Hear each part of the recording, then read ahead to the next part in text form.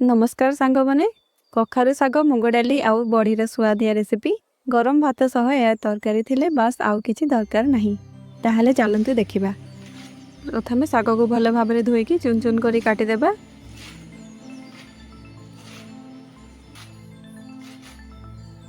कड़ाई रे अल्प सोरिष तेल देबा।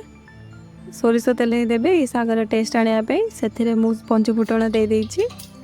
सोरिष जीरा तापरे मु छड़ी रखी रसुण पियाज आउ किछि कंचा लंका को एते ऐड करछि।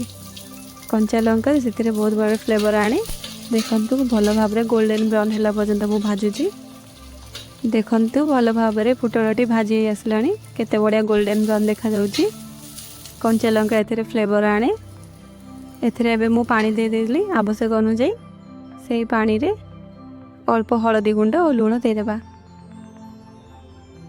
तापरे पानी हळदी गुंड लूण फुटी आसिला परे आमे धोई रखि मुग डाली को सेथिरे देबा।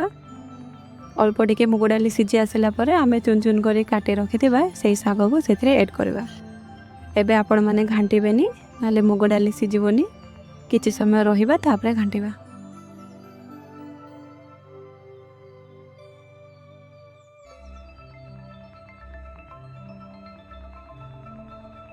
देखो मोर एबे 50% डाली और साग एबे सिझी जाइए। एबे मु काटी रखिथिबा टमाटो को सेथिरे दे देबी। भल भाव रे एपट सेपटे घांटी देबे। टमाटो और साग डाली भल भाव रे सिझिबा पई। तापरे एई रेसिपी रे स्वाद आनिबा पे अल्प गुड़ और बड़ी भाजी रखिथिबा बड़ी को आमे सेथिरे ऐड कर देबा। भल भाव रे एपट सेपटे कर देबा।